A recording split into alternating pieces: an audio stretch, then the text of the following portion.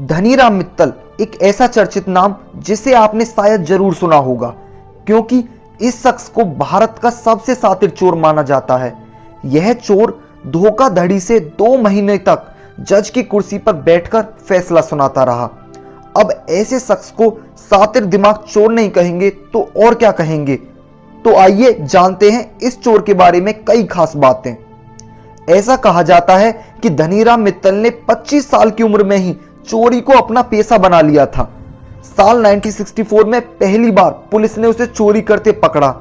हालांकि अब किसी को भी नहीं पता है कि यह चोर कहां है और कैसा है। चोरी के इतिहास में धनीराम मित्तल सबसे ज्यादा बार गिरफ्तार किया जाने वाला पहला और इकलौता चोर है। आखिरी बार उसे साल 2016 में चोरी करते गिरफ्तार किया गया था। हालांकि वह पुलिस को चकमा देकर भाग गया था। कहते हैं कि धनीराम अब तक करीब 1000 से ज्यादा गाड़ियां चुरा चुका है। सबसे खास बात यह है कि यह चोर सिर्फ दिन के उजाले में ही चोरी की वारदात को अंजाम देता है। धनीराम मित्तल से जुड़ी एक रोचक कहानी है। कई साल पहले उसे गिरफ्तार कर अदालत में पेश किया गया था। चूंकि उस समय जो जज थे वो कई बार उसे अपनी अदालत में देख चुके थे, इसलिए खींचकर उन्होंने कहा कि तुम मेरी अदालत से बाहर जाओ। इसके बाद वो जाने के लिए उठ गया। उसके साथ आए 2 पुलिसकर्मी भी उठकर उसके साथ बाहर चले गए। इसके बाद वो वहीं से गायब हो गया। जब अदालत ने उसका नाम पुकारा गया तो पुलिस के हाथ पांव फूल गए, क्योंकि वो तो भाग चुका था। कहा जाता है कि उसने पुलिसकर्मियों को यह कहा था कि जज साहब ने तो उसे जाने के लिए ही कहा है। कहते हैं कि धनीराम मित्तल ने LLB की भी पढ़ाई की थी। इसके अलावा उसने हैंडराइटिंग विशेषज्ञ और ग्राफोलॉजी की डिग्री भी हासिल की थी। उसने ये डिग्रियां अपनी चोरी की वारदात को अंजाम देने के लिए हासिल की थी। इन डिग्रियों की बदौलत वह गाड़ी चुराता था और उसके फर्जी कागजात तैयार करके उन्हें बेच देता था। धनीराम का सबसे रोचक और अजीब कारनामा यह है कि वो 2 महीनों तक जज की कुर्सी पर बैठकर फैसला सुनाता रहा था और इसके बारे में किसी को पता भी नहीं चला। दुनिया में ऐसा कारनामा शायद ही किसी ने किया हो। दरअसल उसने फर्जी कागजात बनाकर हरियाणा के झज्जर कोर्ट के एडिशनल सेशन जज को करीब 2 महीने की छुट्टी पर भेज दिया था और उनके बदले वह खुद जज की कुर्सी पर बैठ गया था। कहा जाता है कि इन 2 महीनों में उसने 2000 से ज्यादा अपराधियों को जमानत पर रिहा कर दिया था, लेकिन कईयों को उसने अपने फैसले से जेल भी भिजवाया था। हालांकि बाद में मामले का खुलासा हुआ तो वह पहले ही वहां से भाग चुका था। इसके बाद जिन अपराधियों को उसने जमानत पर रिहा किया था उन्हें फिर से पकड़कर जेल में डाला गया। नटवरलाल का नाम आपने जरूर सुना होगा, लेकिन क्या आपको पता है कि शातिर ठगों का पर्याय बन चुका यह नाम सबसे पहले आखिर किसके लिए इस्तेमाल किया गया था?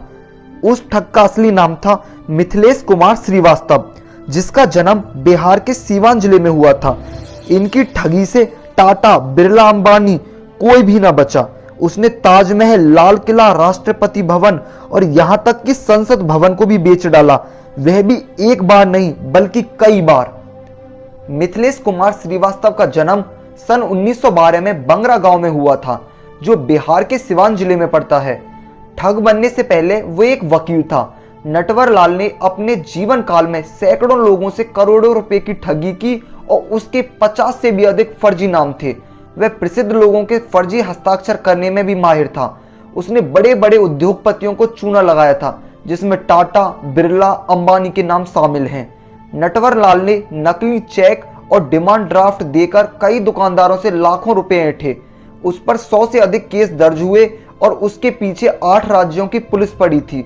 वह पकड़ा भी गया और उसे 113 साल की जेल की सजा भी हुई, लेकिन देश की कोई भी जेल नटवरलाल को रोक ना पाई।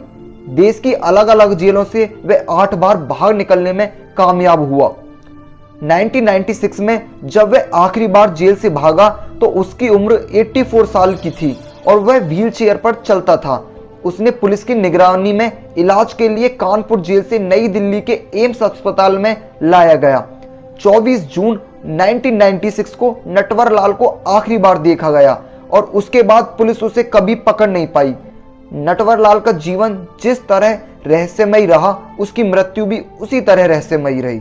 2009 में नटवरलाल के वकील ने कोर्ट में अर्जी दायर की कि उनके खिलाफ लंबित 100 से अधिक मामलों को रद्द कर दिया जाए, क्योंकि 25 जुलाई 2009 को उनकी मृत्यु हो गई है। हालांकि नटवर लाल के भाई गंगा प्रसाद श्रीवास्तव का कहना है कि नटवर लाल की मृत्यु सन 1996 में ही हो गई थी और उनका रांची में अंतिम संस्कार किया गया था। ये कहानी है एक ऐसे शख्स की जिसका ठगी के मामले में कोई सानी नहीं था। 5 भाषाएं बोलने वाले इस शख्स को कम से कम 47 नामों से जाना गया। इनमें Victor Lustig, Charles Gromer, Albert Philips, Robert George Wagner जैसे नाम शामिल हैं। मैंने अब तक आपको इसका असली नाम नहीं बताया है, क्योंकि सच कहें तो मुझे भी नहीं पता। ये वो शख्स था जो कई दशकों तक जांच एजेंसियों की आंखों में किरकिरी बना रहा। FBI ने इस ठग को विक्टर लुस्टिग कहा है, लेकिन ये नाम इसके 47 नामों में से एक ही है। इस ठग की कहानी में जब जब FBI का नाम आता है तो कहानी अपने आप दिलचस्प होती है। ब्रिटिश पत्रकार जेफ मैस ने इस किस्से पर हैंडसम डेविल नाम की किताब लिखी है। जेफ बताते हैं, जब भी वो FBI से भाग रहा होता था तो अपना पीछा करने वाले एजेंट्स का मजाक उड़ाने के लिए उनके नाम से होटलों में कमरे बुक करने और उनके नाम पर जहाजों की सवारी किया करता था। ये साल 1925 की बात है। अमेरिकी सीक्रेट सर्विस के एजेंट जेम्स जॉनसन के संस्मरण के मुताबिक विक्टर लुस्टिग मई के महीने में पेरिस पहुंचा। लुस्टिग ने पेरिस में एक लग्जरी होटल में मेटल वेस्ट इंडस्ट्री के बड़े बिजनेसमैन के साथ एक मीटिंग का आयोजन किया। इस मीटिंग के लिए लुस्टिग ने खुद को फ्रांसीसी सरकार का अधिकारी बताकर सरकारी स्टाम्प के साथ पत्र भिजवाया। लुस्टिग ने इस मीटिंग में कहा, इंजीनियरिंग से जुड़ी असफलताओं, खर्चीली मरम्मत और कुछ राजनीतिक समस्याएं जिन्हें मैं आपके साथ साझा नहीं कर सकता की वजह से एफिल टावर का गिरना आवश्यक है। उसने कहा, टावर सबसे ऊंची बोली लगाने वाले को दिया जाएगा। इस मीटिंग में मौजूद किसी भी व्यापारी ने लुस्टिग के इस प्रस्ताव पर शक नहीं किया, क्योंकि उन्होंने समझा कि यह फ्रांसीसी सरकार का एक कदम है। कुछ सूत्रों का कहना है कि उसने ऐसा एक बार फिर किया। वह होटल में छिपा रहा और जब उसे पता चला कि वो एक बार फिर ऐसा कर सकता है तो उसने एक बार फिर ऐसा कर दिखाया। विक्टर लुस्टिग ने अपनी जिंदगी में कई ऐसे किस्सों को अंजाम दिया जिसने कई सरकारों की रातों की नींद हराम कर दी। जेलों को तोड़ना उसके लिए बाएं हाथ का खेल था, लेकिन आखिर में अमेरिकी सरकार ने उसे एक अल्काट्रॉस जेल में रखा, जहां साल 1947 में 11 मार्च को शाम के 8:30 पर उसकी मौत निमोनिया से हुई।